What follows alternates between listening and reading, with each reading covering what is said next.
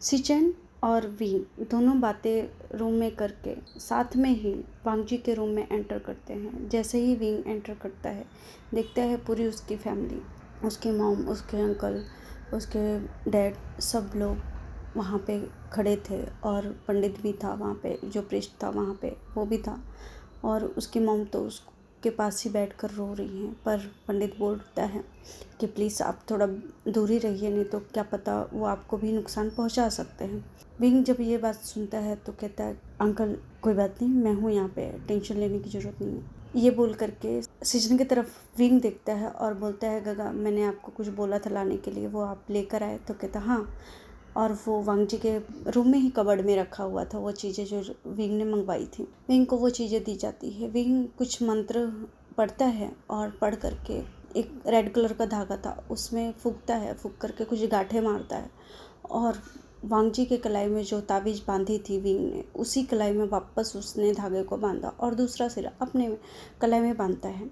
बांध करके बोलता है कि देखिए मैंने अपने भी हाथ को आपके बेटे के हाथ से ज्वाइंट कर लिया है और आप बेफिक्र रहिए मेरी तरफ से, क्योंकि मैं भी दिल से चाहता हूँ कि आपका बेटा आपके पास सही सलामत रहे।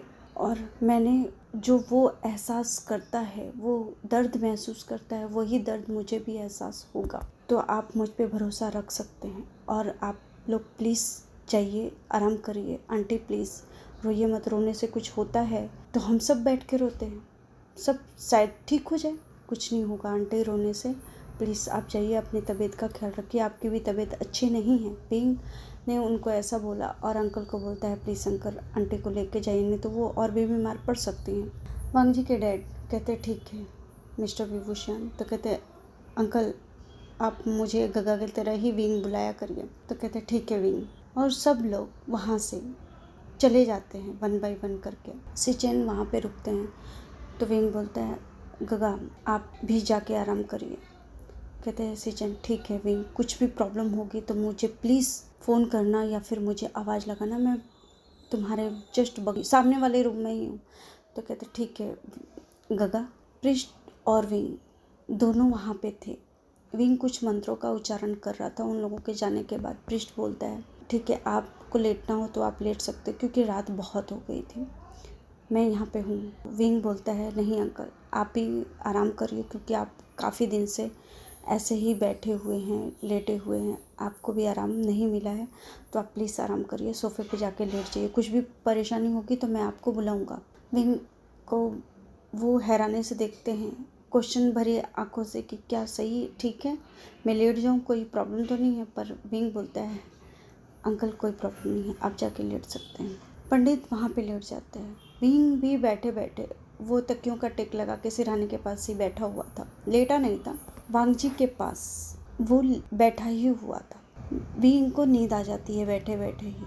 विंग शायद कोई सपना देख रहा था, उसके हल्के से सपना कह सकते हैं या फिर एल्यूजन कह सकते हैं। उसके कानों में कोई तो बोलता है कि प्लीज़ मुझे बचा लो, प्लीज़ मुझे बचा लो।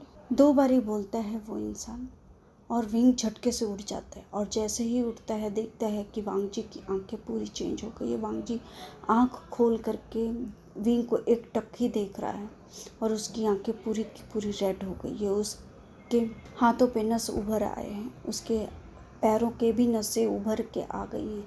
पूरा ग्रीन ग्रीन ब्लैक कलर के नसें नहीं होती हैं, ग्रीन कलर के, डार्क ग्रीन कलर के वैसे नसें सब उभर के आ रही हैं। विंग बोलते हैं वांगजी तुम ठीक हो? और विंग को भी एहसास हो रहा है क्योंकि उसने भी धागा अपने कलाई में बांधा था। जो दर्द उसको बॉडी में हो रहा है उस विंग को भी थोड़ा फील हो रहा है। अब 100% तो नहीं फील हो सकता पर थोड़ा सा जो मंत्र विंग ने पढ़े थे उसके हिसाब से उसको थोड़ा फील हो रहा है। विंग बोलता है वांगजी तुम ठीक हो? पर वांगजी ने जो बोला विंग हैरान, और वो बहुत अजीब सी हंसी हंसता है और उस हंसी को सुन करके जब वो हंसता है पूरे कमरे में उसकी हंसी गूंज जाती है और उसकी हंसी को सुन के वो पंडित भी नींद से जाग उठता है। जब वो झटके से उठ के बैठता है तो देखता है वांगजी का रौद्र रूप, हैरान हो जाता है वो भी। और शायद ये सबसे ज़्यादा रौद्र रूप था वांगजी का। वांगजी बोलता है कि तुम इसको बचा नहीं पाओगे, बस एक दिन और, और तुमको क्या लगा ये धागा बांधने से तुम उसको बचा लोगे, मंत्र पढ़ने से तुम उसको बचा लोगे? कभी नहीं बचा पाओगे, कभी नहीं। तुम कोशिश करके हार जाओगे, मर जाओगे, तुम भी मर जाओगे, और तुमको तो मैं अपने हाथों से मारूंगी। और ऐसा कह करके जो जंजीर थी वांग जी के हाथ में, विंग उसी के पास बैठा हुआ था, उसके विंग का हाथ पकड़ लेता है। जो कलाई थी विंग ने बांधी हुई थी, वही हाथ वांग जी पकड़ लेता है। इतना कस के पकड़ता है कि विंग का पूरा हाथ निशान हो जाता है, उसके हाथ में पूरे निशान छप जाते हैं वांग जी के। फिर भी वो छोड़ता नहीं, ऐसा लगता है विंग को कि हड्डियां क्रश कर रहा हो। पंडित दौड़ के आता है वांग जी के बेड के पास। उसने कुछ मंत्र पढ़े और पानी का छिड़काव करता है, तो वांग जी अपना हाथ थोड़ा सा ढीला करता है। विंग उस अपने हाथ को छुड़ाता है और वांग जी से थोड़ा सा दूर होता है, बेड के पास खड़े हो जाता है। बेड पे नहीं, बेड के पास खड़े हो जाता है और वो बोलती है, वांग जी बोलता है कि तुम कुछ भी कर लो, कितने भी मंत्र पढ़ लो, कुछ नहीं होगा। और वो बहुत भयानक हंसी हंसती है जो कमरे में पूरा गूंज गया था। और उसकी हंसी सुन करके सिचेन, उसके डैड, उसके अंकल, सब वांग जी के डैड अंकल सब के सब दौड़ के आते हैं रूम में। तो वो भी हैरान, और जब सबको देखता है वांग जी तो कहता है, क्या देख रहे हो मेरी तरफ? हैरानी हो रही है? हैरान मत हो, आखिरी बार है तुम अपने बच्चे को देख रहे हो, आखिरी बार तुम इस पर्सन को देख रहे हो। अब कल का टाइम, इसके बाद तुम्हारा बेटा तुम्हारा रहेगा ही नहीं, अब ये मेरा हो जाएगा। और ये कह के वांग जी जो ऊपर उठा था, 2-3 फीट ऊपर उठ गया था, उसका पूरा हवा में फ्लोट कर रहा था, वो धड़ाम से नीचे गिरता है और बेहोश। उसके चेहरे पे कट थे, उसके हाथ पैर में कट थे, खून रिस रहा है उसका। सब लोग पैनिक कर जाते। उसके मॉम को तो नहीं जगाया गया था, क्योंकि उसके मॉम नींद की दवाइयाँ जो डॉक्टर ने दी थी उसमें नींद की दवाइयाँ थी, वो खा कर के सोई थी। मेड को बोला गया था कि उनको ना कुछ बताएं। सब लोग ये हालत देख के वांग जी का सन्न हो गए हैं। कोई अपने शरीर को मूव ही नहीं कर पा रहा है। विंग बोलता है, गगा। सिचन बोलता है, हाँ विंग बोलो। विंग बोलता है, गगा फर्स्ट एड बॉक्स दे दीजिए, क्योंकि वांग जी के हाथ में बहुत लगा है हुआ है। कहता हाँ। और सिचन वहाँ पे फर्स्ट एड बॉक्स ला करके, सिचन वहाँ पे दवाइयों का बॉक्स ला करके वांग जी के जो भी घाव थे वहाँ पे अप्लाई करते हैं। विंग के कलाइयाँ भी देखते हैं तो बहुत रेड हो गया था, वहाँ पे भी अप्लाई करते हैं। विंग को बोलते हैं, विंग अपना ध्यान रखो प्लीज़, मैं नहीं चाहता कि तुम भी अपने आप को हार्म कर लो। और ये चीज़ें सुन के उसके अंकल और उसके डैड भी यही बोलते हैं। सबके आंखों में आंसू आ जाते हैं, जिस हिसाब से उसने बोला था कि एक दिन और पीछे से अब उसकी आंटी भी आती है वांग जी की और देखती है हालत, तो वो तो रोना ही चालू कर देती है। वांग जी के आंटी को वांग जी के अंकल चुप कराते हैं कि चुप हो जाओ, सब ठीक है, सब ठीक है, पर वो चुप होने का नाम ही नहीं लेती है।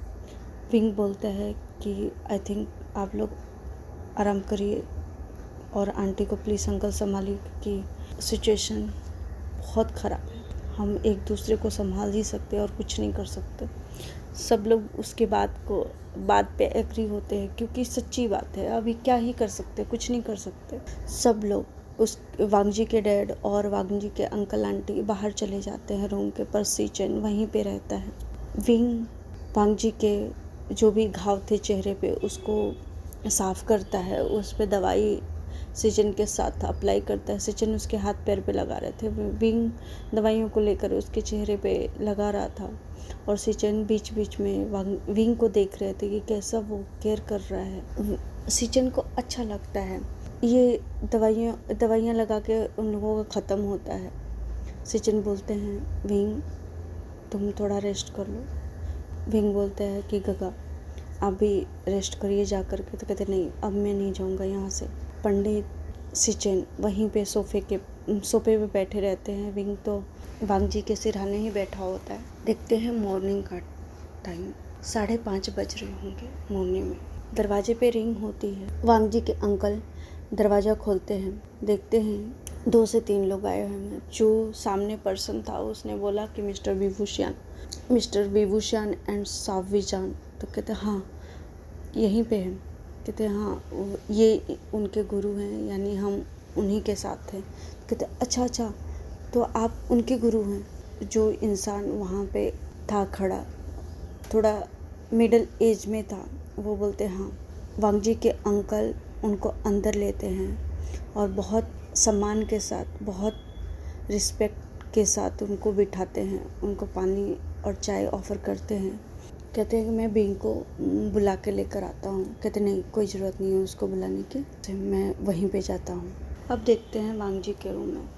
वांगजी के रूम में विंग के गुरु एंटर करते हैं तो देखते हैं कि विंग वांगजी के सिरहाने बैठा हुआ है।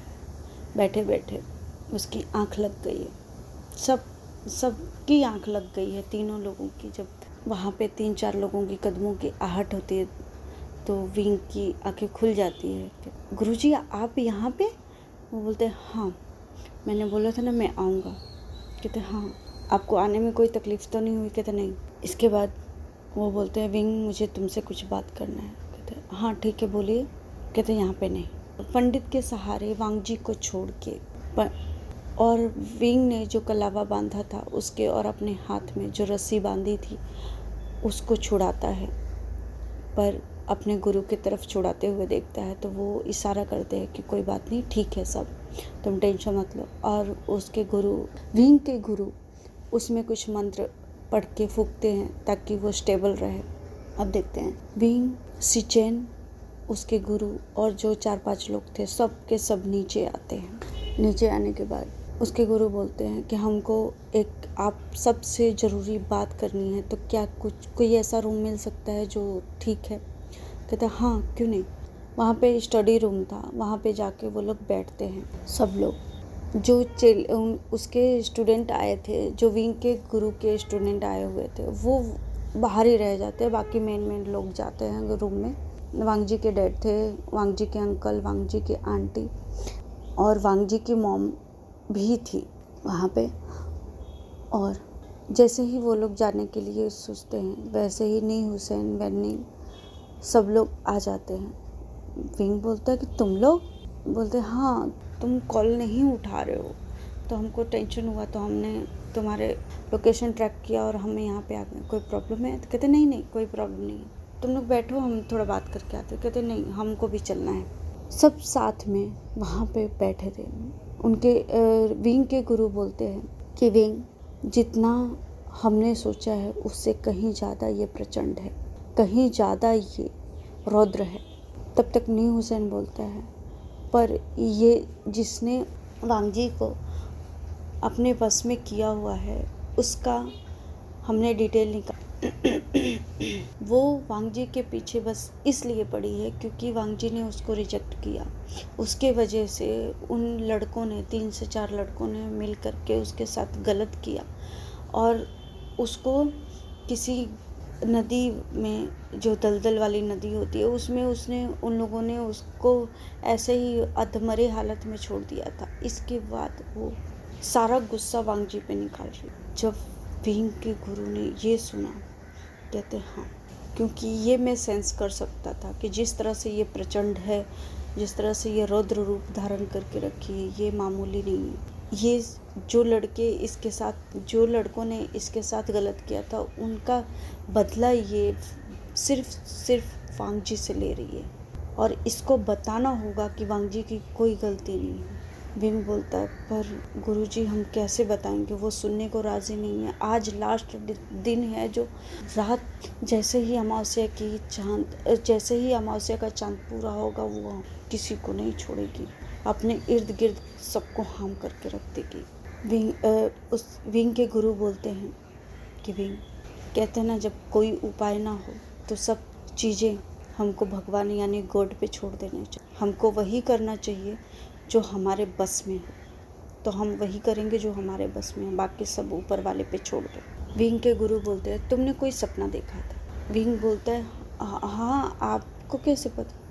कहता हाँ, क्योंकि उसका अंश मुझे भी दिखा था और तुम और वो लड़का सोल को सोल से कनेक्ट करते, यानी सोल से ही एक दूसरे की, और इस जन्म की बात नहीं है, पहले एक जन्मों की बात है। तो शायद विंग बोलता है, क्या गुरुजी, क्या शायद उसके विंग के गुरु बोलते हैं कि तुम उसको बचाने का एक ही रास्ता है, तुम उससे शादी कर लो। विंग, क्या? पर शादी ऑप्शन कैसे बन सकता है बचने का? कहते हैं विंग, शादी में बहुत ताकत होती है, बहुत ज़्यादा, बहुत सारे इतिहास, बहुत सारे ऐसी हमारे धार्मिक ग्रंथ जुड़े हुए हैं जिसको शादी एक बहुत पवित्र स्पिरिचुअलिटी का सिंबल है, बहुत पवित्र है। उससे शादी कर लो, जितना जल्दी हो सके, रात होने से पहले पहले उससे शादी कर लो, वरना उसको बचाना नामुमकिन हो जाएगा। नामुमकिन ही लग रहा है मुझे, उसको बचाना मुमकिन नहीं लग रहा है मुझे। तो प्लीज़ उसको बचाना है तो तुम उससे शादी करो। वांग जी के घर वाले, पर आप कैसे उस बच्चे को उसके हवाले कर सकते हैं?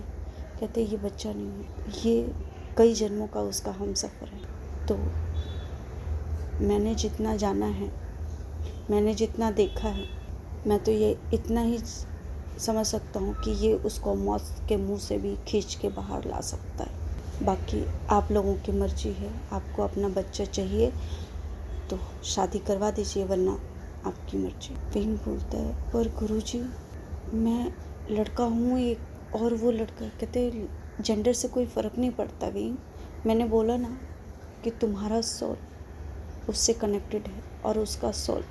विंग बोलता है, क्या ये लास्ट ऑप्शन है? कहता हाँ। विंग के गुरु बोलते हैं, हाँ ये लास्ट ऑप्शन है कि तुम उसको बचा सकते हो, क्योंकि शादी तुम कर लोगे तो तुम्हारी अथॉरिटी हो जाएगी उस पर, और तुम उसको मना कर सकते हो, आँखों में आँखें डाल के, उस जो भी जो है उसके अंदर बुरी शक्ति, उसको आँखों में आँखें डाल के मना कर सकते हो कि ये तुम्हारा है। जब तुम्हारे पास उस चीज़ों का अथॉरिटी ही नहीं है, जब तुम वो चीज़ ऑन ही नहीं करते हो, तो तुम कैसे बोल सकते हो वो चीज़ें तुम्हारी है? तुमसे वो छीने नहीं। विंग, शायद ये गॉड को मंजूर है, इसी करके ये सिचुएशन है। मेरे बातों को समझो, लेट मत करो, जितना जल्दी हो सके उतना जल्दी करो। विंग बोलता है, फिर मैं कैसे करूँ? और ये सब मेरे मॉम डैड? कहते कोई बात नहीं, मॉम डैड को हम सब संभाल लेंगे, पर तुम जल्दी से जल्दी करो। ये सब डिस्कशन करते करते उनको 7 से 8 बज गया था। अब देखते हैं सिचेन अपने कांपते हुए हाथों से कॉल करते हैं वकील को। वकील आधा घंटा के बाद आता है। बुद्धिस्ट आते हैं, बौद्धिस्ट आते हैं, यानी प्रिस्ट आते हैं वहाँ पे 2 से 3, और वांग जी के रूम में सबके सब बैठे हुए हैं, सब पूरी भीड़ लगी हुई है। यहाँ तक कि वांग जी की मॉम भी हैं, और उनके आंखों से आंसू तो रुकने का नाम ही नहीं ले रहे।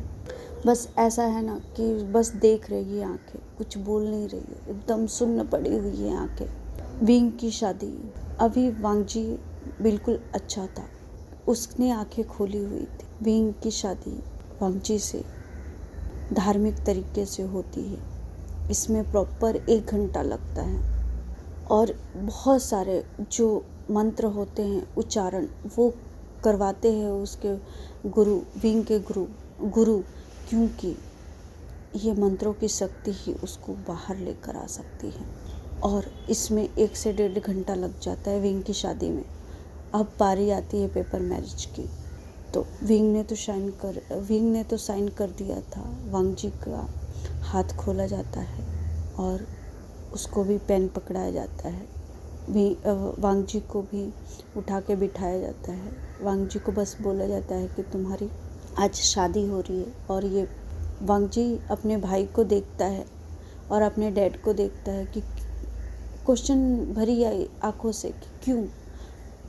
उन्होंने बोला कि बाद में बताते हैं, पहले तुम साइन कर दो। वांग जी भी साइन कर देता है। उनका शादी कंप्लीट होता है, और जैसे ही साइन करता है, जैसे ही वांग जी साइन करके हटता है, वैसे ही उसके हाथ विंग के गले पे। विंग को समझ में नहीं आया क्या हुआ। सब लोग हड़बड़ा गए कहते तुम उससे शादी करके क्या सोच रहे हो कि बच्चा लोगे? हाँ, तुमने ये क्या किया? तुमने उससे शादी क्यों की? वो बस मेरा है, बस मेरा है। क्यों की उससे शादी तुमने? और तुमको क्या लगता है ये शादी करके, ये मंत्र उच्चारण करके तुम उसको बचा लोगे? नहीं बचा पाओगे, नहीं बचा पाओगे। मैंने बोला ना कि नहीं बचा पाओगे। और ये कहते हुए विंग का गला एकदम चौक कर देती है। वांगजी उसका गला बिल्कुल चौक कर देता है। विंग के गुरु मंत्र उच्चारण करते हैं, उसके हाथ पे फूंकते हैं। विंग का गला थोड़ा सा ढीला होता है। विंग को सिचेन पीछे से खींचते हैं और विंग जाग के दूर गिर जाता है। जैसे ही विंग गिरता है पीछे, वांगजी उसको खून भरी आंखों से देखता है कि तुमको तो मैं छोड़ूंगा नहीं, तुम कुछ भी कर लो, इसके साथ साथ तुम भी मरोगे। विंग के गुरु मंत्र पढ़ी जा रहे हैं। विंग के गुरु बोलते हैं कि इसमें इस लड़के की कोई गलती नहीं है, तुम क्यों उसके पीछे पड़े हुए हो? तुम्हारा गुनहगार कोई और है और उसको पुलिस ने पकड़ लिया है। उन 4 लोगों ने तुम्हारे साथ गलत किया और तुमको उस सूखी नदी दलदल वाले में छोड़ दिया था। इसमें इस बेचारे की क्या गलती है कि जो तुम इसको सज़ा दे रही हो? वांगजी बोलता है कि इसमें इसी की गलती है। इसने ना मुझे पूरी कॉलेज के सामने इंसल्ट किया होता, ना मुझे रिजेक्ट किया होता, और ना ही वो लोग मुझे इतनी बदतर तरीके से मेरे साथ गलत करते।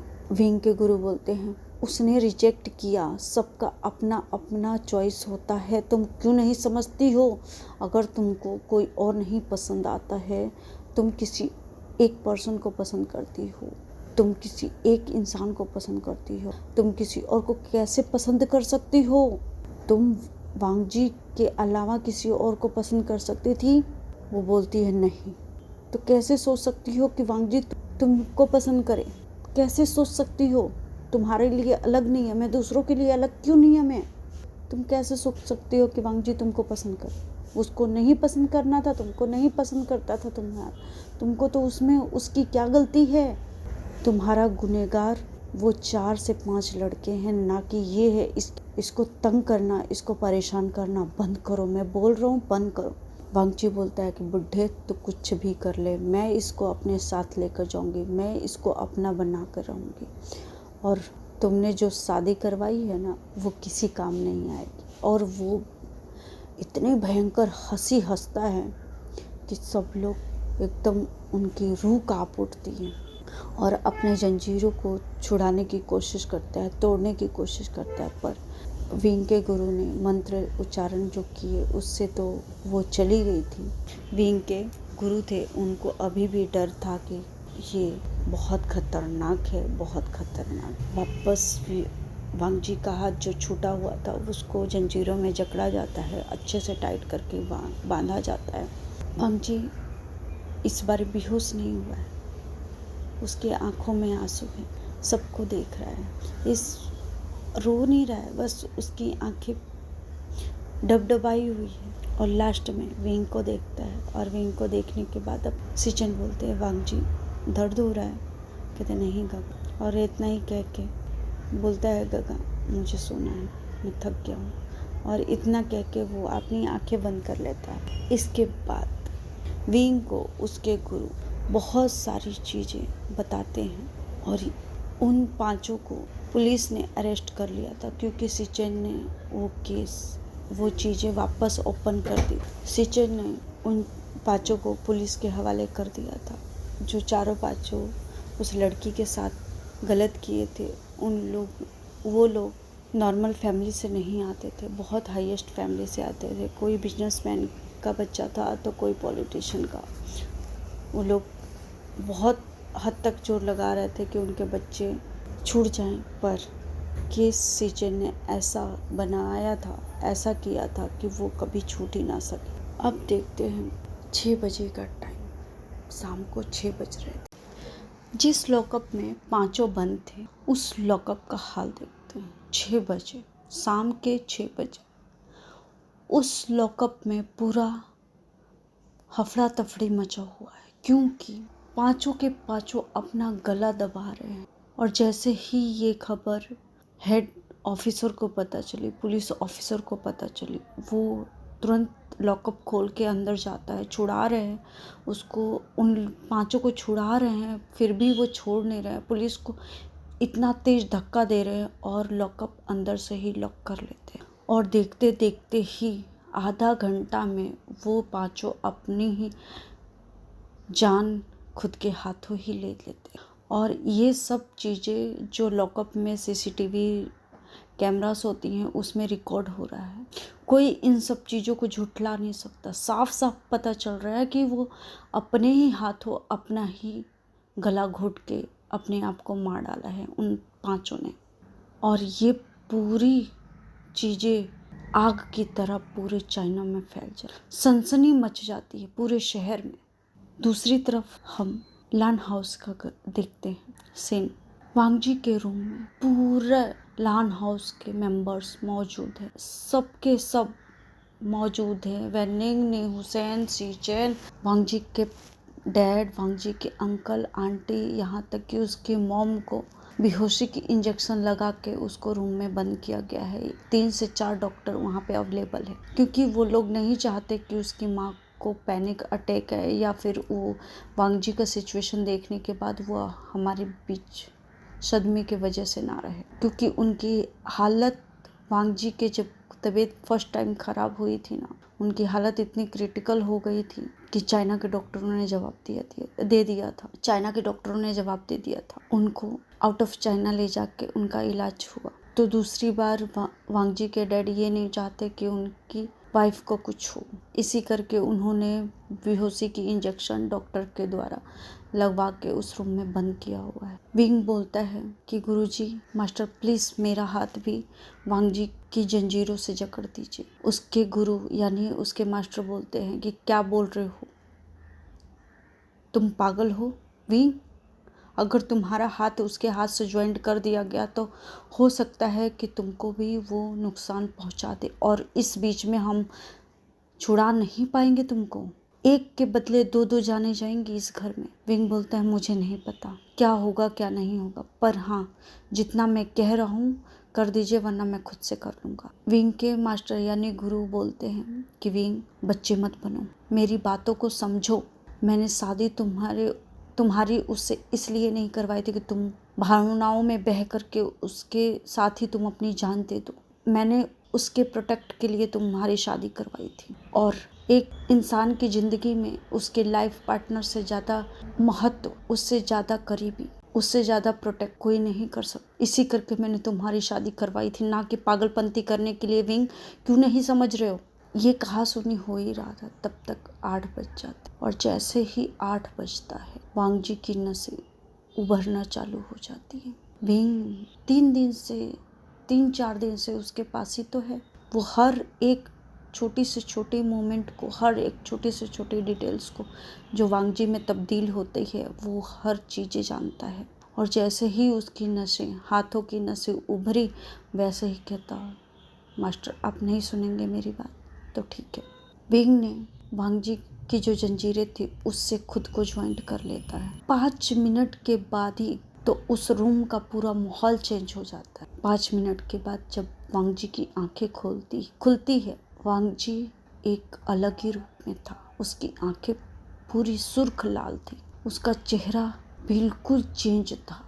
जो विंग ने फर्स्ट टाइम उसका चेहरा चेंज देखा था, उससे भी कहीं भयानक चेहरा था। ऐसा लग रहा था कि जल गया हो, पूरा चेहरा सड़ा गला हो। अगर कोई नॉर्मल पर्सन देखेगा ना तो उस चेहरे से घिन हो जाएगा उसको। उसके मुंह में दांत की जगह पे काली मिट्टी जैसा है। फिर भी विंग कुछ घिन महसूस नहीं हो रही। विंग को कुछ समझ में नहीं आ रहा। बस विंग के माइंड में बस एक चीज़ सेट है कि इस इंसान को मुझे मौत के मुंह से वापस लेकर इसको अपने साथ रखना है, इसको, इसके माँ बाप को इसको लौटाना है। विंग ने मंत्र पढ़ना चालू किया, उसके गुरु ने मंत्र पढ़ना चालू किया।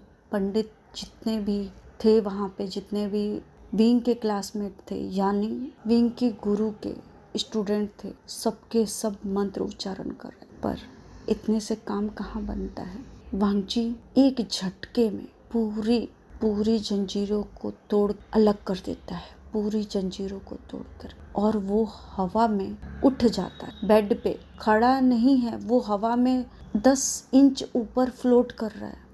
उसके साथ विंग का भी हाथ बंधा हुआ है, विंग का हाथ खड़ा हो गया है।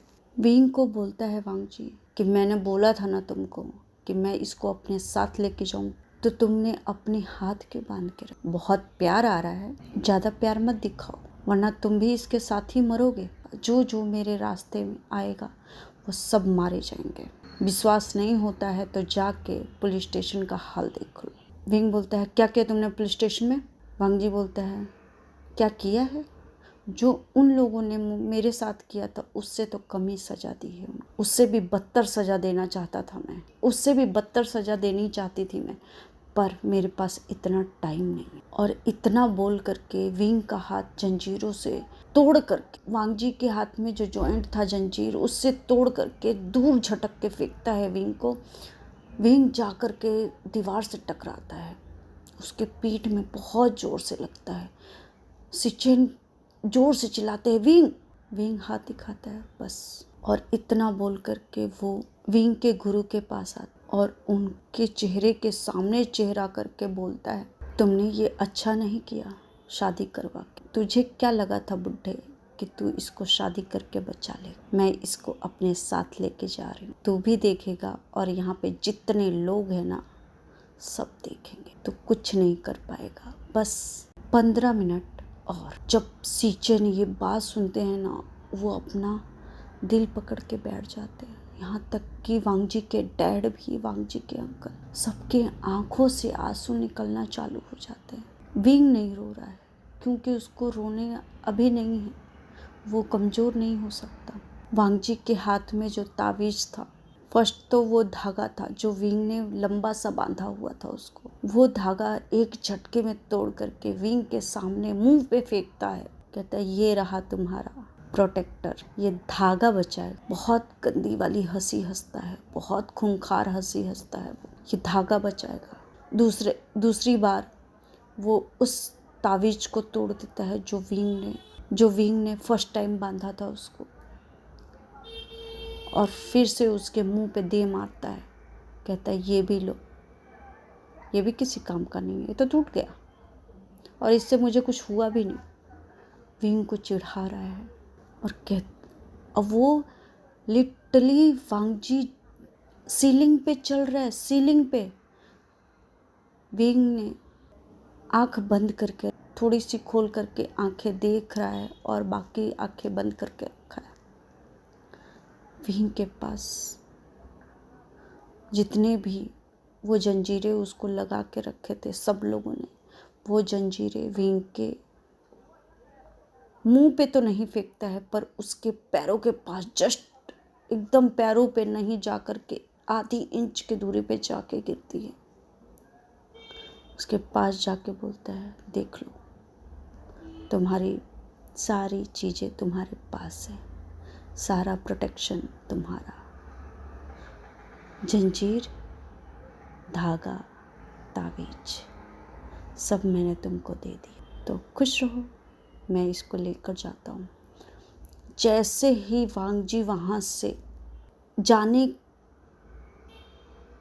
के लिए मुड़ता है, जैसे ही वांग जी वहाँ से जाने के लिए मुड़ता है, विंग उसको पीछे से हक कर लेता है। इतना सडन था,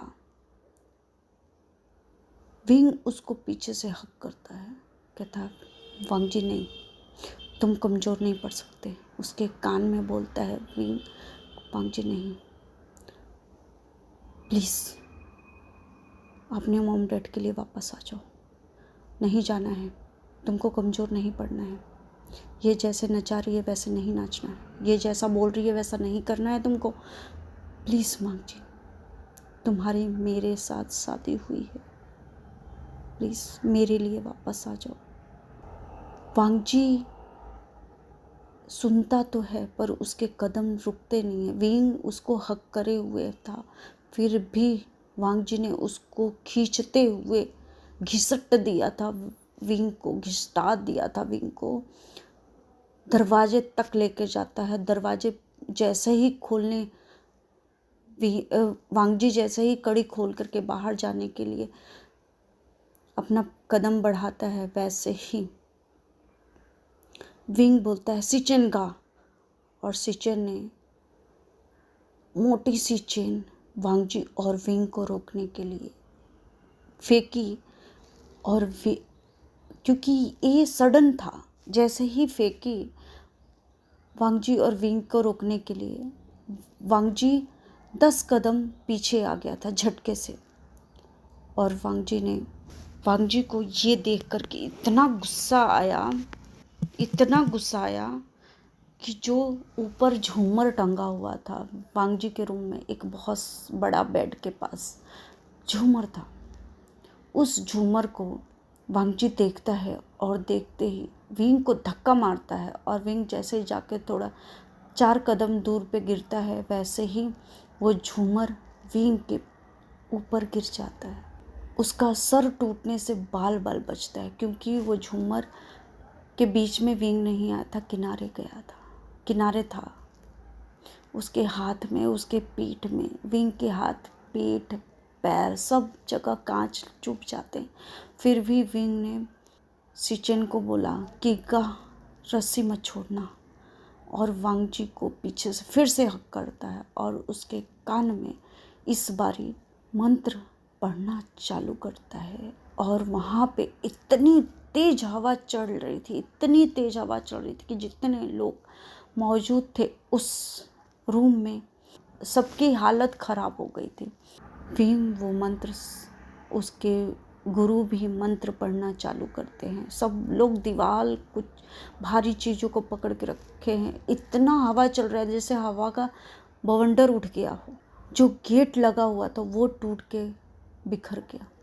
जो चीज़ें थी उड़ के विंग के पीठ पे आके गिरती है। लास्ट में जद्दोजहद इतना करता है विंग, उसके पीठ पे इतनी खरोंचे है, उसका सर किसी चीज़ से लग गया है, सर से खून निकल रहे हैं, फिर भी विंग उसको छोड़ नहीं रहा है। जंजीर ढीली पड़ गई है पर विंग की पकड़ ढीली नहीं पड़ी है। जब वो मंत्र का पूरा पैरा लास्ट होते होते वो रूह वांगजी से अलग हो जाती है और एक वाइट सोल में चिल्लाते हुए बोलती है कि आज शादी के को मैं मान गई, जीत गए विंग तुम। वो सोल वहाँ से, वो रूह वांगजी से निकल के चली जाती है। वांगजी विंग की तरफ मुड़ता है और विंग को हक कर लेता है, और जैसे ही हक करता है वैसे विंग के कंधे पे वांगजी निढाल हो जाता है। और विंग भी जैसे ही ये सिचेन देखते हैं वैसे दौड़ के जाते हैं। नी हुसैन, वेनिंग, तीनों के तीनों दौड़ के जाते हैं और विंग और वांगजी को पकड़ लेते हैं। दोनों को पकड़ के वो लोग बेड पे चद्दर हटा देते हैं, क्योंकि चद्दर पे इतने कांच थे कि पूछो मत। चद्दर हटा करके दोनों को लेटाते हैं। सब लोग एकदम सन्न हो गए थे, जैसे ऐसा लग रहा था कि कोई तूफान आके निकला हो वहाँ से।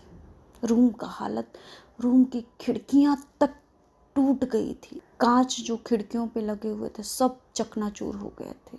सिचेन कांपते हुए हाथों से डॉक्टर को कॉल करते हैं। डॉक्टर तो वहीं पे था, फिर भी डॉक्टर को कॉल करते हैं।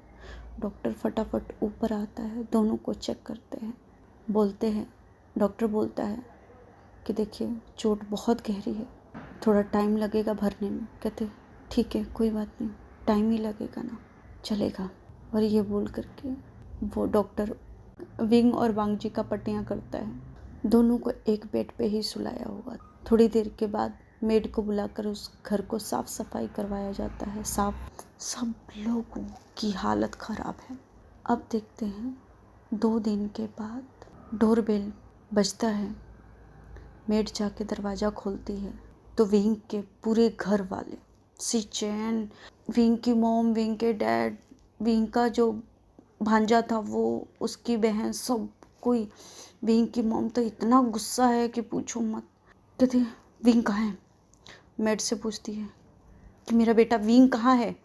बोलते हैं कि विंग वो ऊपर हैं। कहते अच्छा। तब तक सिचेन उनको मिल जाते हैं। कहते आंटी आप? कहते विंग कहाँ है? और इतना गुस्से में वो लाल है। कहते हाँ आप बैठिए। कहते मैं बैठने नहीं आई, मेरा बेटा कहाँ है? तुमने हमारे बेटे के साथ क्या किया? तुम लोगों ने मेरे बेटे के साथ क्या किया?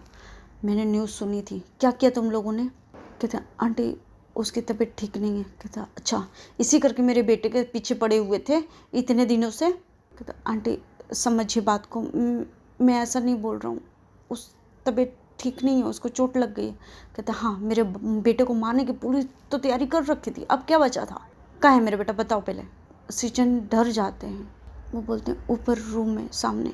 विंग की माँ, उसके पीछे उस विंग के डैड सब धड़धड़ाते हुए उस रूम में घुसते हैं।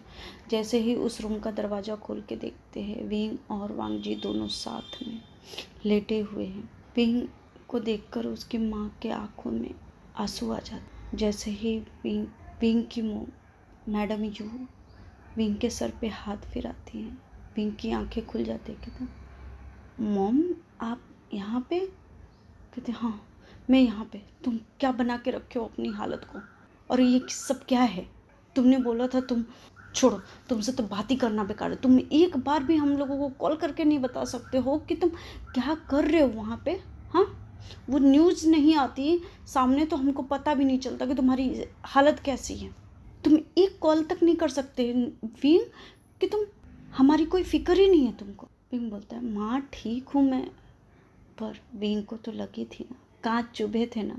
विंग को जब उसकी माँ ऐसा बोलती है, उसका हाथ पकड़ती है तो वहाँ पे कांच चुभा हुआ था। विंग कहता आह माँ दर्द हो रहा है। कहता हाँ, अब माँ के पकड़ने से दर्द होगा, पर तुम जो कांड करके बैठे हो उससे तुमको दर्द थोड़ी ना हो रहा था, अब सारा दर्द होगा तुमको। कहते माँ और उसके डैड, विंग के डैड कहते हैं अच्छा ठीक है, गुस्सा कम करो, उसको चोट लग गई है, पहले ये तो देखो। कहता हाँ सारा कुछ मैं ही देखूँ, सारा कुछ मैं देखूँ, पर तुम्हारा बेटा कुछ नहीं देख रहा, तुम लोग कुछ नहीं देखोगे।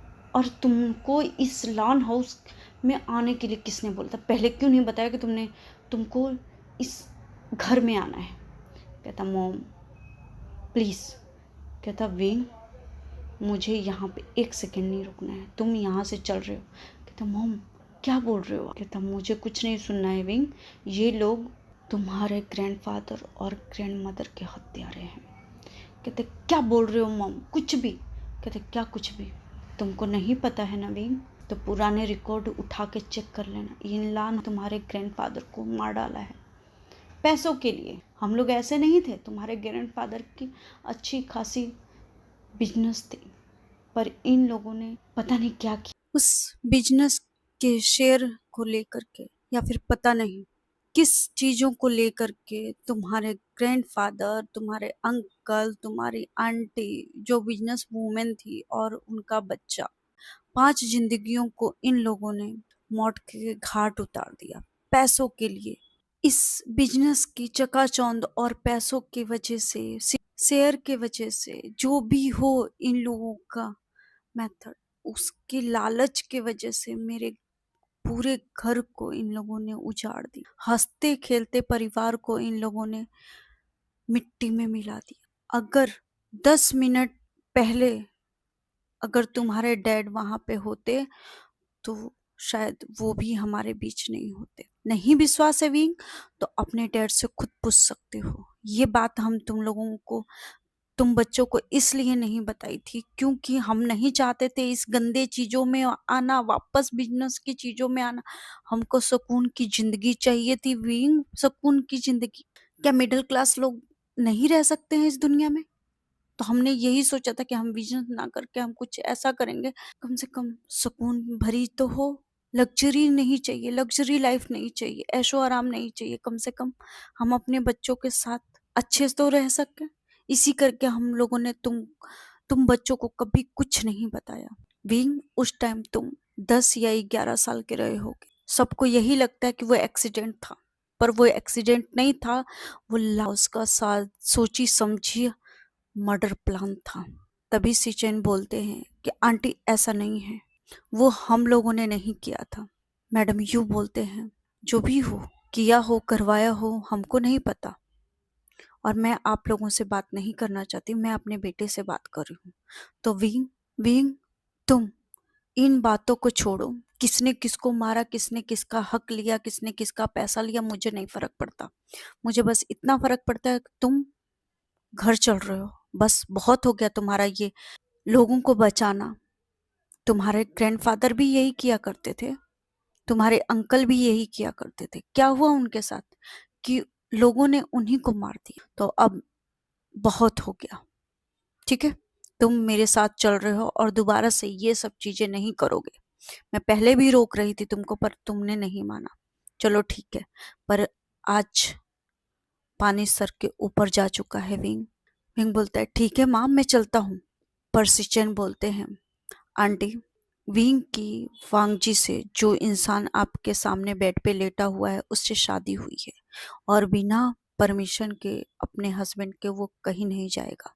उसकी माँ विंग को घूर के देखती है कि विंग, तुमने हमको तो नहीं बताया कि तुम इस लान हाउस में क्यों आए, पर तुमने क्या शादी कर ली?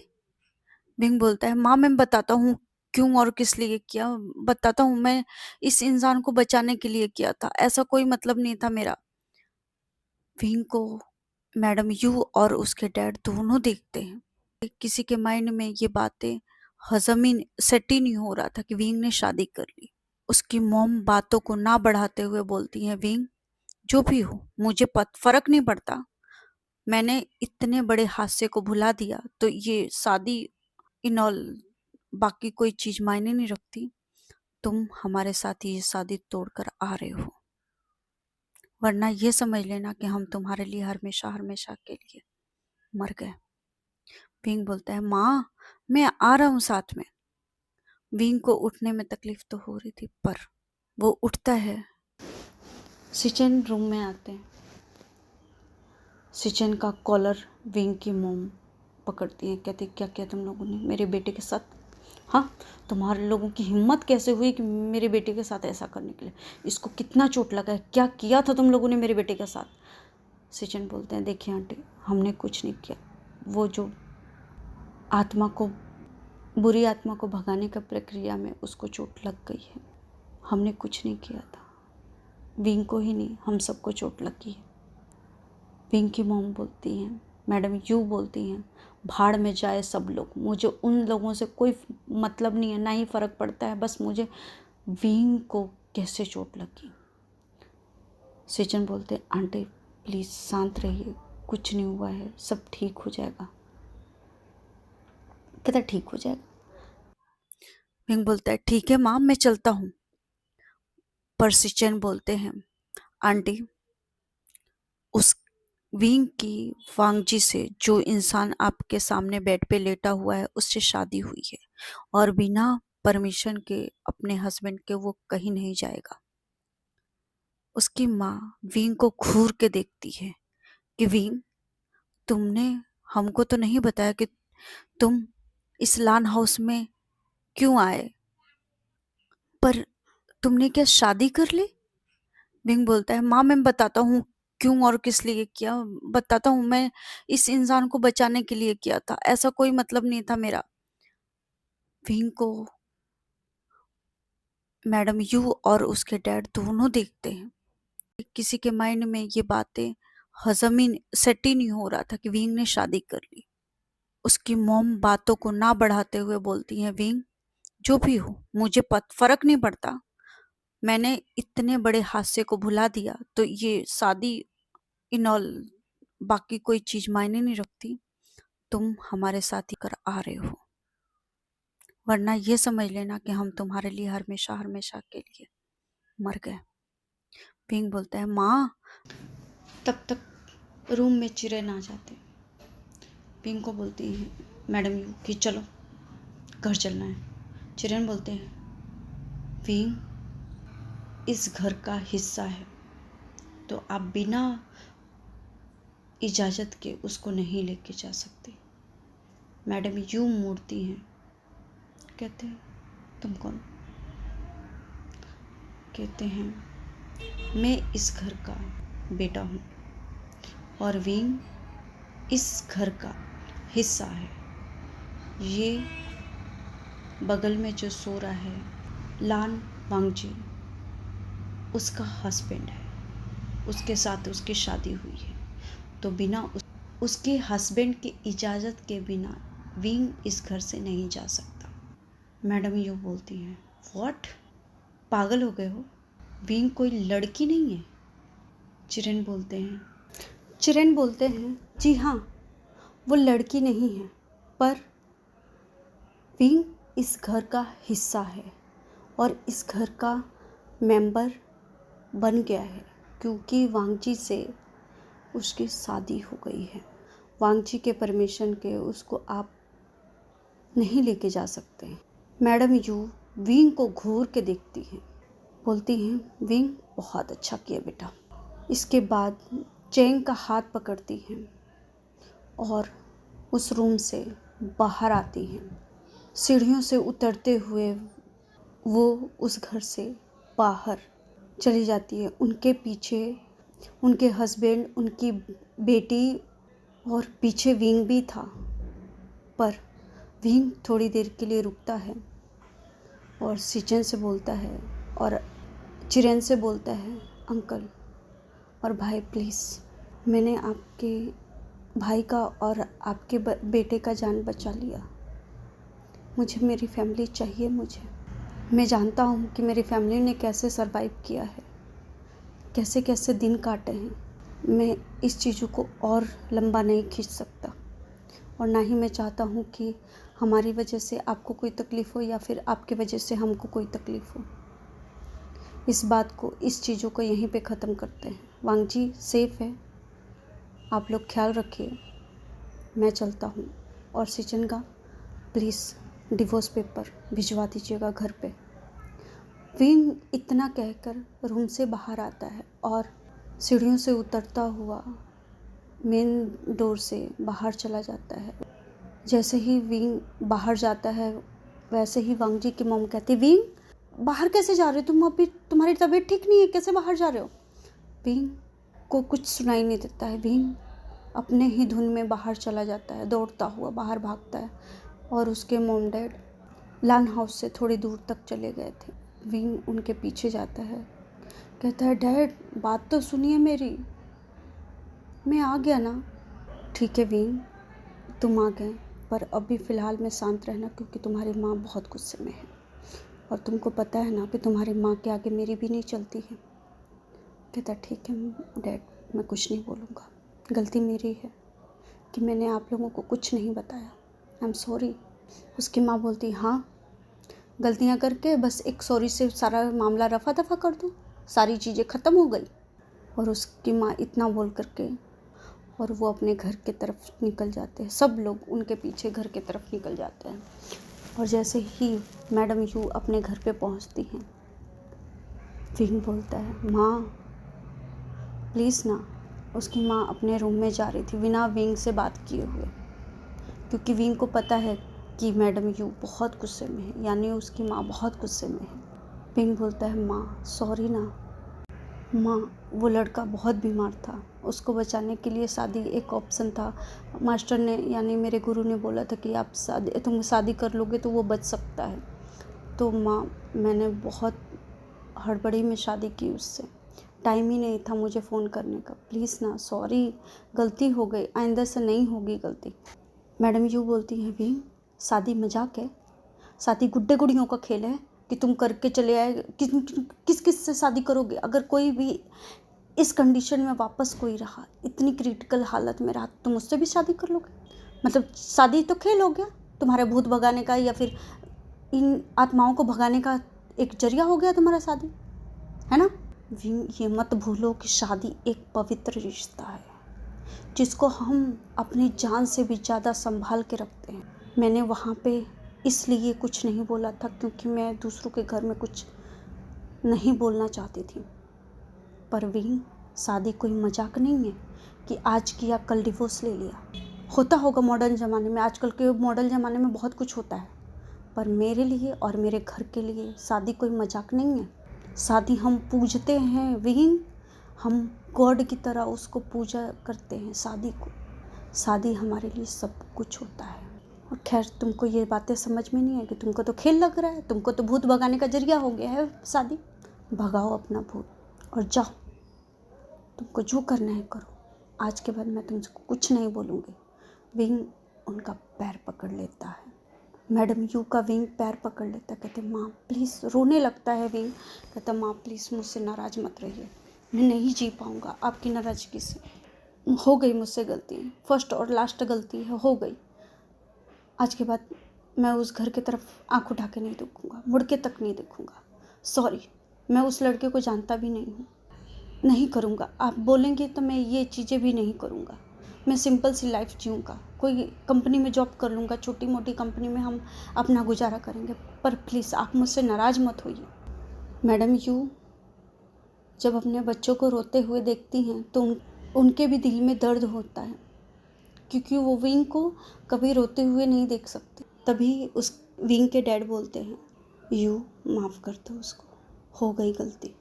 जैन चंग भी बोलता है माँ माफ़ कर दो ना विंग को, हो गई गलती। उस टाइम उसको वही सही लगा होगा, कर लिया उसने, अब आ गया ना अपने घर पे, जाने दीजिए, अब इतना कठोर मत बनिए प्लीज़ माँ।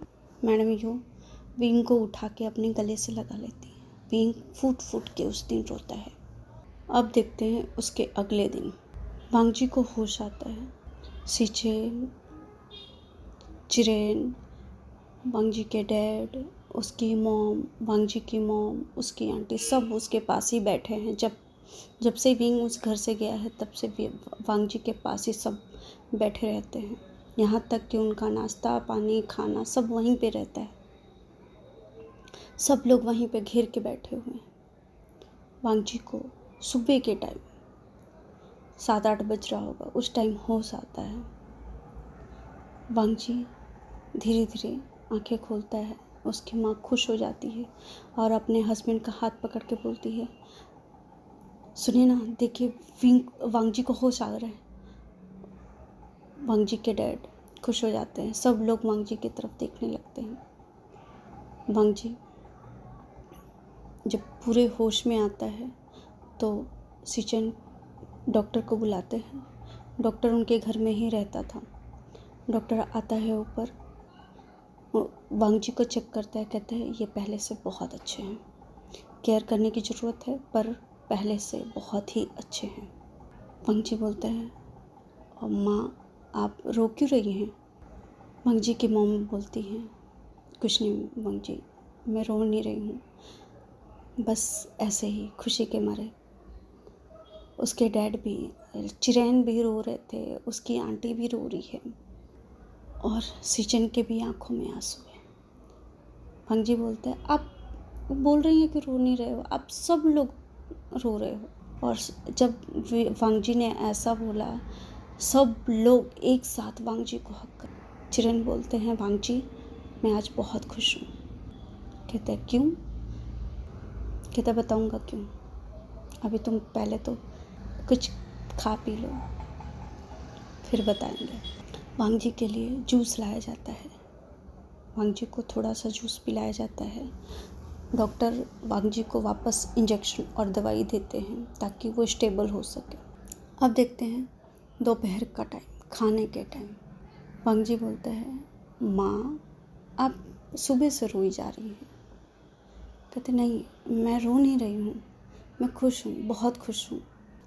वांगजी खाना कंप्लीट करता है, सब लोगों का खाना कंप्लीट होता है। सिचेन और चिरेन दोनों वांगजी को बोलते हैं कि वांगजी तुम रेस्ट करो, डॉक्टर ने बोला है रेस्ट करने के लिए। चिरेन और सिचेन उसको रूम में लेके जाते हैं वांगजी के, उसको लेटने के लिए बोलते हैं। जब वो लोग बाहर आने के लिए गेट खोलते हैं वांगजी के रूम का, वांगजी सिचेन को बोलता है भाई। सिचेन बोलते हैं हाँ वांगजी। और जैसे ही वो रुकते हैं, सिचेन रुकते हैं, वैसे ही उनके अंकल भी रुक जाते हैं। तो भाई मुझे आपसे कुछ बात करनी है। भाई आप मुझसे कुछ छुपा रहे हैं? कहते नहीं वांगजी कुछ नहीं छुपा रहा हूँ मैं। कहते भाई आप ये मत भूलिए कि मैं होश में ही था। सिचेन बोलते हैं वांगजी आई नो तुम होश में थे, मुझे पता है, पर तुम्हारी अभी कंडीशन ऐसी नहीं है कि तुम सारी चीज़ों को होल्ड कर सको। वांगजी बोलता है भाई मैं अब पहले से बहुत अच्छा हूँ। तो आप मुझे बता सकते हैं क्या हुआ है? सिचन बोलते हैं, वांग जी, विंग की शादी तुमसे हुई थी, वही पंडित जो तुमको देखने के लिए आया था, पर उसके मॉम डैड आकर के उसको लेकर चले गए। वांग जी बोलते हैं, ठीक है, तो क्या परेशानी है? सिचन बोलते हैं, परेशानी वो नहीं है वांग जी, परेशानी ये है कि वो तुमसे डिवोर्स चाहते हैं। वांग जी बोलते हैं, क्यों? सिचन बोलते हैं, क्योंकि उसके मॉम डैड नहीं चाहते कि तुमसे वो शादी में रहे, तुम्हारे साथ वो शादी में रहे। वांग जी बोलता है कि कोई कारण तो होगा, किस कारण की वजह से वो ये चाहते हैं? चिरेन बोलते हैं तब तक, क्योंकि उनको ऐसा लगता है कि उनके फैमिली में जो 3-4 मेंबर थे उनका मर्डर हमने किया है, उनको हमने मरवाया है और उनके बिजनेस को हड़पने या उनके बिजनेस को ख़त्म करने में हमारा हाथ है, और वो जियांग फैमिली से हैं। तो वांग जी बोलता है, पर ये सच नहीं है ना अंकल? कहते हैं, हाँ ये सच नहीं है, पर उनको ऐसा ही लगता है। वांग जी बोलता है, ठीक है अंकल, मैं इस चीज़ों के जड़ तक जाग के रहूँगा, आप टेंशन मत लीजिए। सिचन बोलते हैं, वांग जी पहले तुम अपनी तबीयत का ख्याल रखो। वांग जी बोलता है, भाई मैं ठीक हूँ, पहले से बहुत बेहतर हूँ, बस मुझे आप डिटेल ला के दीजिए, उस टाइम उस वक्त क्या हुआ था और कितने लोग, कितने बिजनेसमैन उस जियांग ग्रुप से कोलैब किए हुए थे, बस मुझे इतना डिटेल चाहिए। सिचन बोलते हैं, हाँ वांग जी मैं भी इसी पे लगा हुआ हूँ, 1-2 दिन लग जाएगा, इतनी सारी डिटेल जमा करनी है तो 1-2 दिन लग जाएगा। और ऐसे ही वांग जी का वो लोग ख्याल रखते हैं बहुत अच्छे तरीके से। लान हाउस में फिर से खुशियाँ आ गई थी। लान हाउस अब वीरान नहीं लगता था, लान हाउस अब डरावना नहीं लगता था। लान हाउस के जितने भी बच्चे बाहर गए हुए थे सब आ गए थे, यानी चिरेन के बच्चे 2 थे, वो बाहर गए हुए थे, वो लोग भी आ गए। ऐसे ही दिन बीतता रहा और वांगजी, सिचन और लेंचरन तीनों चारों लोग, वांगजी के डैड भी, पूरी डिटेल छानबीन करने में उनको 2 हफ्ते निकल जाते हैं। 2 हफ्ते के बाद उनको पता चलता है कि जियांग ग्रुप से, जियान ग्रुप में कोलैबोरेशन, जितने लोगों के शेयर थे बहुत अच्छे अच्छे नाम वाले थे, वो बिजनेसमैन। एक पर्सन था जो सबसे ज़्यादा उसने शेयर अपने दिए हुए थे और उसने कोलैब किया हुआ था, वो था वे ग्रुप का। दूसरा बिजनेसमैन था मो ग्रुप। और ये लोग जियांग इंडस्ट्री में कोलैब करके इन लोगों ने पूरे जियांग ग्रुप को धराशाही कर दिया, यानी कि पूरे शेयर इन लोगों ने जियांग ग्रुप के साथ जितने भी शेयर थे उन लोगों में घपलेबाजी की और जियांग ग्रुप को चीट करने में कोई भी कसर नहीं छोड़ा। इसके वजह से विंग के जो ग्रैंडफादर थे उनको पता चला, तो उनने जब आवाज़ उठाई बोर्ड मीटिंग में, उसके 2 से 3 दिन के बाद उनको मारने के प्लान पे काम किया गया और उसके बाद 2-3 दिन के बाद उनकी मौत हो जाती है। उनकी ही नहीं, उनके साथ उनके छोटे बेटे की भी और उनकी वाइफ की भी। ऐसा दिखाया जाता है कि कार एक्सीडेंट में 4 लोग मर गए। और ये सारी चीज़ें चारों लोगों के सामने आती है, वांगजी, सिचेन, चिरेन और वांगजी के डैड के सामने आती है, तो उन लोगों की पैरों तले जमीन खिसक जाती है। और ये रिपोर्ट ले जाके तुरंत सिचन ने पुलिस को दिया। पुलिस ने जो एविडेंस थे पहले के, उन लोगों के मर्डर के एविडेंस छानबीन कर रही थी। जो केस बंद कर दिया गया था उसको रीओपन करते हैं और उन लोगों के खिलाफ उन लोगों को सबूत मिलता है छानबीन करने में। और ये सब चीजें लाइव दिखाई जाती थी, ब्रेकिंग न्यूज करके पूरे टीवी पे न्यूज। विंग, जियांचेन, जियांचेन के डैड, मैडम यू सब देखा करते थे। और इन सब चीज़ों में सब सॉर्ट आउट करते करते उन लोगों को सलाखों के अंदर पहुंचाने तक लान फैमिली ने बहुत बहुत हद तक काम किया था उन लोगों को अंदर पहुंचाने का।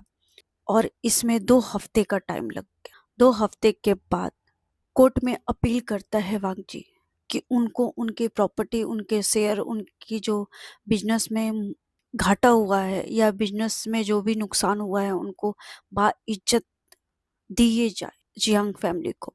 और कोर्ट ने सारे सबूतों को देखते हुए जियांग फैमिली को ये सारा चीज वापस करने का बोलती है। और इन लोगों को चीट और मर्डर के बिहाव पे इन लोगों को कड़ी से कड़ी सजा देने की बात करती है। और ये सब देख करके मैडम यू के आंखों में आंसू आ जाता है। और उसके 2 दिन के बाद जियांग चेंग के डैड यानी विंग के डैड को कोर्ट के तरफ से नोटिस आती है कि वे अपने बिजनेस की सारी चीजें जो भी है उनको बाइज्जत, जो भी उन पे एलिगेशन लगाए हुए थे चीटिंग के चाहे कुछ भी, उनको बाइज्जत दी जाती है। उससे से कोर्ट ने सॉरी भी बोला था। ये देख के पूरा घर घर पूरा इमोशनल हो गया था। अब देखते हैं इन सब चीजों को जियान चेंग और विंग के डैड अपनी बिजनेस को लेकर के थोड़ी थोड़ी चीजें वो शॉर्ट आउट करने की कोशिश कर रहे थे। अभी तो ये प्रोसीजर में ही था तो टाइम लगेगा उसमें, पर 3 हफ्ते का टाइम बीत जाता है और तीसरे हफ्ते में वांगजी विंग के घर पे पूरा एविडेंस के साथ, नोटिस के साथ पूरा विंग के घर पे जाता है। जैसे ही मेड दरवाजा खोलती है, मैडम यू सामने।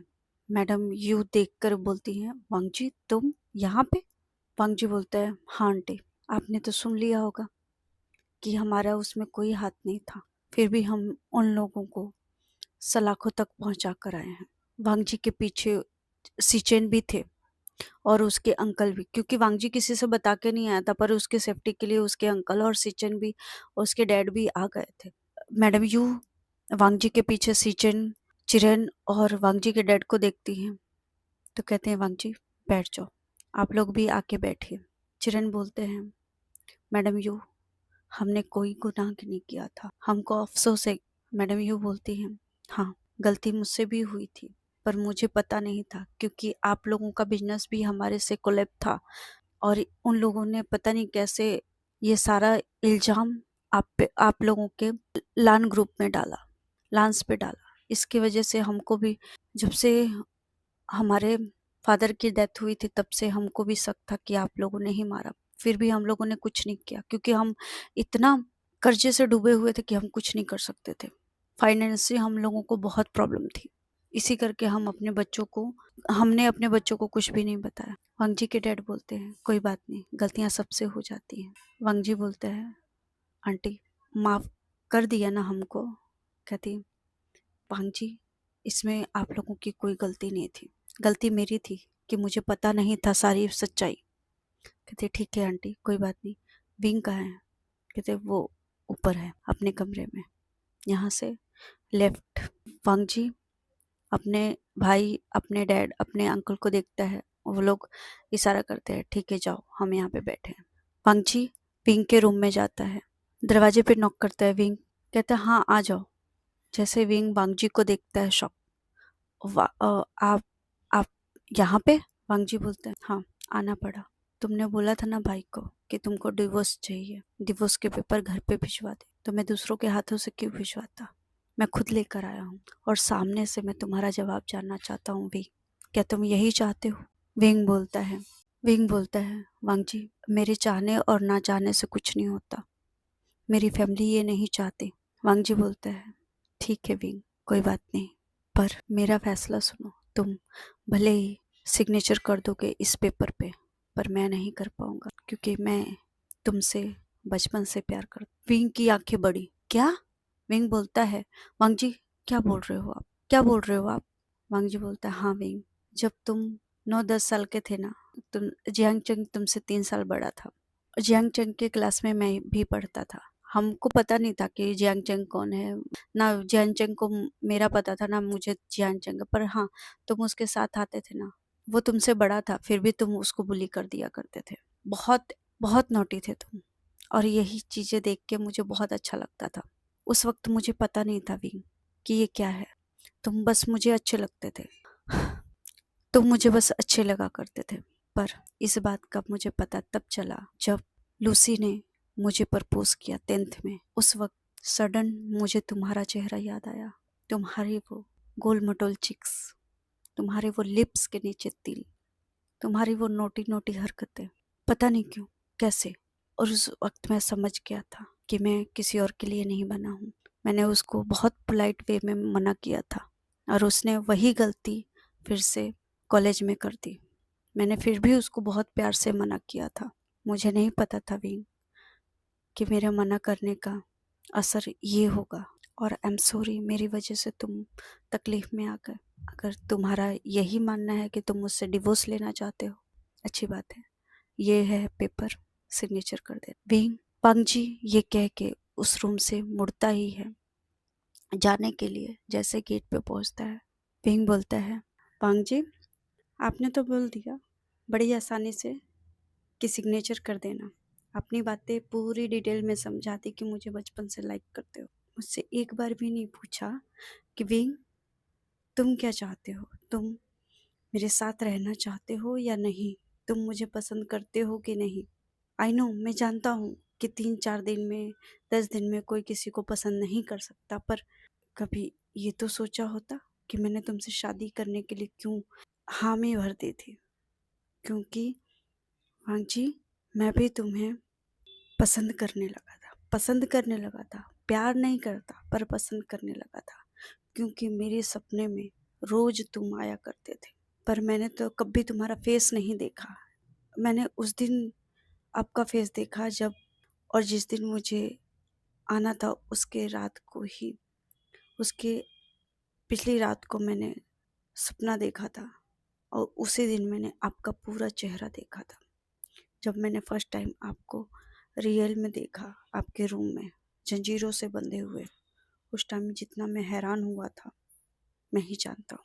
अगर मैं ये कहूँ कि मैं ये शादी नहीं तोड़ना चाहता तो हंची बहुत खुश हो जाता है, बहुत ही, और दौड़ के विंग को हक करने जाता है। विंग मना कर देता है कि ये आपकी पनिशमेंट है, आप मुझे हक तभी कर सकते हो जब आप सबके सामने मुझसे फिर से शादी करो। वांग जी खुशी का ठिकाना नहीं वांग जी का। वांग जी बोलता है, विंग तुम्हारे मॉम से बोलूँगा, रिक्वेस्ट करूँगा तुमको अपने साथ रखने के लिए, इसमें चाहे जितना वक्त लग जाए, मुझे इंतज़ार क्यों नहीं करना करूँगा। विंग बोलता है, ठीक है फिर शादी कर लो वापस। वांग जी बोलता है, सच में? विंग बोलता है, हाँ। वांग जी उस रूम से बाहर आता है, अपने डैड और अंकल को बोलता है कि डैड, अंकल, मुझे विंग से वापस शादी करनी है। और ये बोल करके मैडम यू की तरफ देख, तब तक विंग के डैड भी आ चुके थे, जियान चंग भी आ चुका था। उन तीनों की तरफ देखकर बोलता है, आंटी, अंकल और विंग को मैं बचपन से लाइक करता था, पता अब चला है। आई एम सॉरी, मेरी वजह से आप लोगों को बहुत तकलीफ़ें उठानी पड़ी। क्या हम वापस शादी कर सकते हैं? मैडम यू बोलती हैं, तुम एक लड़की के साथ रह सकते हो वांग जी। वांग जी बोलता है, आंटी मैंने उसको बचपन से ही अपने लिए शायद पसंद कर लिया था। उस वक्त मुझे पता नहीं था कि मैं उसको लाइक करता हूँ, पसंद करता हूँ, पता नहीं, अब जाके पता चला है। मैडम यू बोलती हैं, ठीक है मुझे कोई प्रॉब्लम नहीं है, कर सकते हो। विंग सीढ़ियों पे खड़ा होकर के सुन रहा था, मुस्कुरा रहा था, और वांग जी अपने डैड और अंकल की तरफ देखता है, भाई की तरफ देखता है, कहता, अंकल, डैड, मुझे आज ही शादी करनी है, प्लीज़ धार्मिक तरीके से वापस शादी करनी है, सबके साथ, सामने, पूरी मीडिया के सामने। कहते ठीक है। वांग जी उस वक्त दोपहर को गया था जियांग हाउस में, और ये सब करते धरते उन लोगों को 4 साढ़े 4 हो जाता है। पूरा मीडिया, पूरा जितने लोग थे, जितने लोग आ सकते थे, बिजनेसमैन, बड़े बड़े बिजनेसमैन, उतने लोग आए थे, बाकी लोगों का पता नहीं। उसके जितने भी घर वाले थे सब सब जियांग हाउस में धमक आते हैं, जियांग हाउस में आ जाते हैं। ये तो नहीं कह सकते बहुत बड़ा घर था, हाँ, पर इतने लोग रह सकते थे वहाँ पे कंफर्टेबली। वहाँ पे जितने 2 से 3 पृष्ठ को बुलाया गया था। विंग वांगजी का तुरंत के तुरंत ड्रेसेस लाए गए थे। विंग को तैयार किया गया, वांगजी को तैयार किया गया। वांगजी और विंग दोनों पृष्ठ के सामने मंत्रों के साथ वापस उन लोगों की धार्मिक तरीके से शादी होती है। ये शादी होते होते उन लोगों का 1 घंटा हो गया। 1 घंटे के बाद शादी संपन्न होती है। सब खाने पीने का व्यवस्था, नाश्ता का व्यवस्था था। पूरे चाइना में तहलका मच गया था कि लान हाउस के छोटे बेटे ने शादी कर ली है। पूरी सनसनी मच गई थी। देखते हैं 7 बजे के आसपास विंग विंग अपने माँ को गले लग के, उसकी माँ की आंखों में आंसू है पर खुश है। माँ को बोलता है, माँ मैं आता रहूँगा। माँ बोलती है, हाँ बेटा ठीक है, खुश रहो, बस मैं यही चाहती हूँ। विंग बोलता है, मुझसे गुस्सा मत होइएगा कभी भी। मैडम यू बोलती हैं, विंग मैं तुमसे कभी गुस्सा नहीं हो सकती, चाह के भी नहीं हो सकती। तब तक उसका भांजा बोलता है, जिंगलिंग बोल, आपने गुस्से वाला काम ही किया है, लड़की को छोड़ के लड़के से शादी कर लिया तो नानी तो गुस्सा होगी ना। विंग बोलता है, सीजे इसको संभाल लीजिए, नहीं तो सच में आज पक्का पीट दूंगा इसको।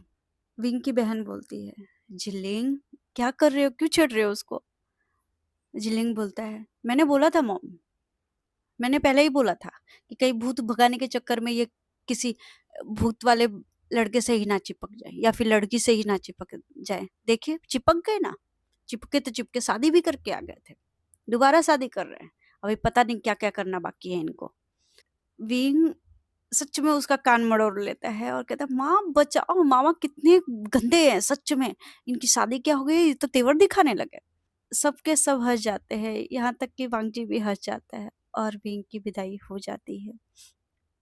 अब देखते हैं लान हाउस का सीन। लान हाउस में विंग की वेलकम की पूरी जोरों शोरों से तैयारियां की गई थी।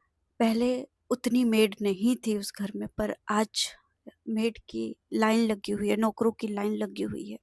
और लान हाउस पहले से 2 हफ्ते में इतना बदल गया है। 2 हफ्ते पहले क्या था और 2 हफ्ते के बाद क्या है, पूरा चेंज हो गया। विंग देख के हैरान, यही वो है है ना लान हाउस। जाता है अंदर, उसका बहुत अच्छे से वेलकम किया जाता है। सब लोग उसको बहुत अच्छे अच्छे तोहफे देते हैं, लेंचरेन, सीचैन। और उसकी माँ लानी तो उसको देख करके रोना ही शुरू कर दे, कहते बेटा अगर तुम ना होते तो मेरा बेटा मेरे पास ना होता। विंग उनको कंसोल करता है, कहता आंटी बस बहुत हो गया, कहते आंटी नहीं मोम। और विंग बोलता है ठीक है। ये सब करते करते इन लोगों को 10 बज जाता है। विंग को उसके रूम में मेड लेकर जाती है, वांगजी के रूम में मेड छोड़कर आती है विंग को। विंग देखता है तो हैरान, विंग वांगजी के रूम का डेकोरेशन जो हुआ था ना, विंग की आंखें खुली की खुली रह गई थी। इसके बाद सब लोग अपने अपने रूम में चले जाते हैं। आधा घंटे के बाद वांगजी जाता है। वांगजी जब रूम में जाता है, विंग को देखता है, उसको वही छोटा सा विंग याद आता है। विंग अपने नाखूनों से खेल रहा था, शायद नर्वस हो रहा था। वांगजी उसके पास धीरे धीरे जाता है, उसके हाथों को पकड़ता है, बोलता है, विंग इतना नर्वस होने की ज़रूरत नहीं, और थैंक यू मुझे वापस लाने के लिए, मुझे अपने फैमिली से मिलवाने के लिए, मुझे अपने फैमिली में, अपने परिवार में सही सलामत रखने के लिए।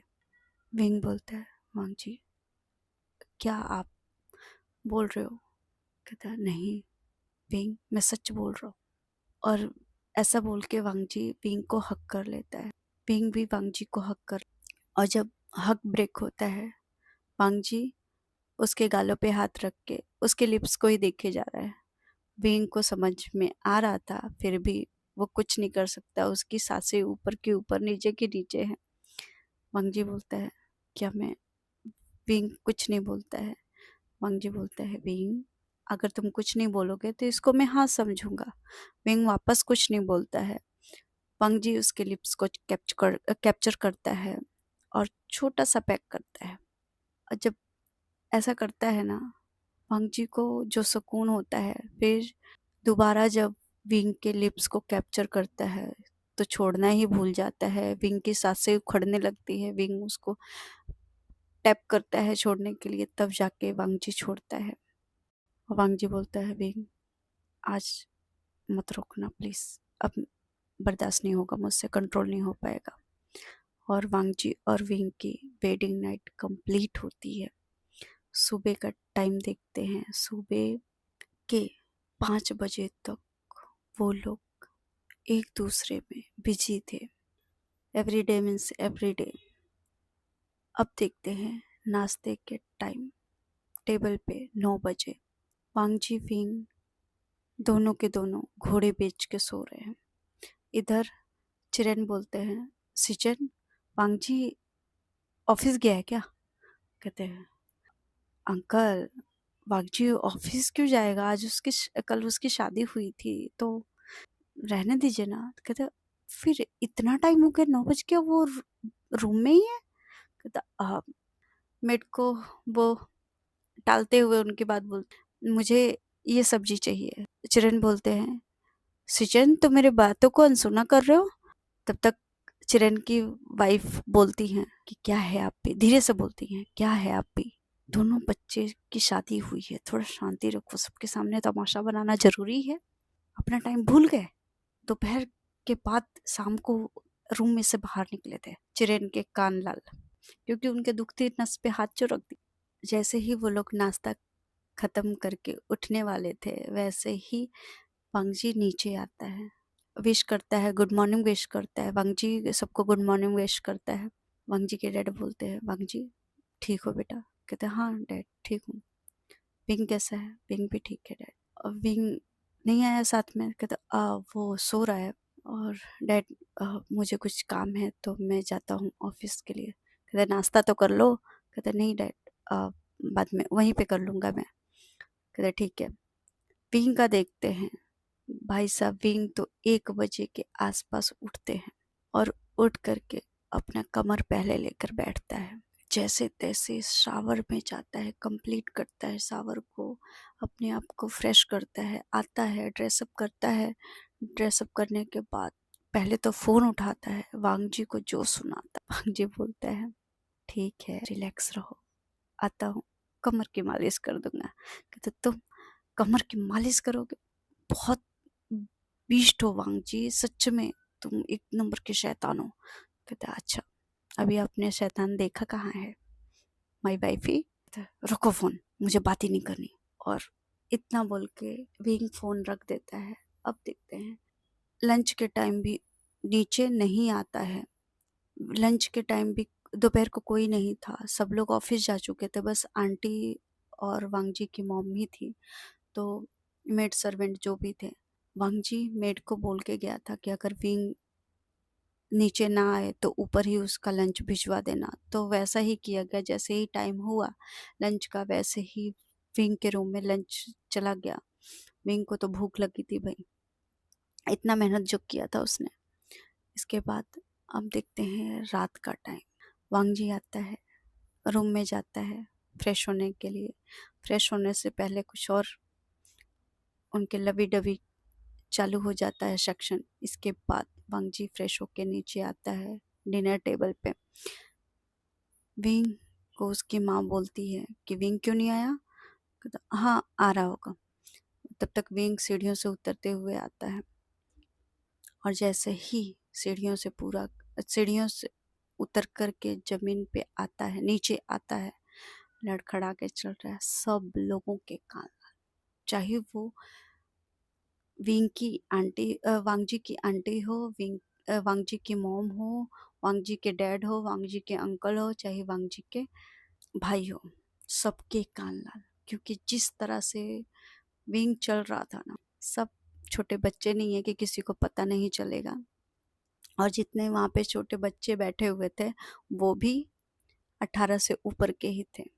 तो सब लोग एक दूसरे को देख रहे थे, मुस्कुरा रहे थे। वांग जी अपने तरफ का चेयर, अपने बगल का चेयर खींचता है और विंग के साथ विंग बैठ जाता है वहाँ पे धीरे से।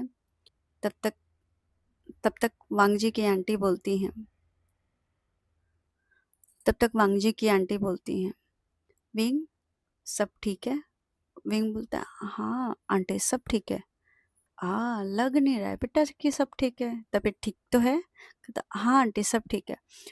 और ये बोल के सबके सब हंसने लगते हैं और इसी के साथ ये एफएफ खत्म होता है। तो प्लीज़ आप लोग कमेंट करके बताइएगा कि आप लोगों को ये एफएफ कैसा लगा, ये स्टोरी कैसी लगी। और प्लीज़ लाइक सब्सक्राइब ज़रूर करिएगा ताकि आपको अगले जो भी स्टोरी मैं न्यू शुरू कर रही हूँ उसका नोटिफिकेशन आपको डायरेक्ट मिल जाया करे।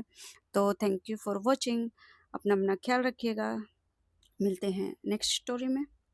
तब तक लिए बाय बाय।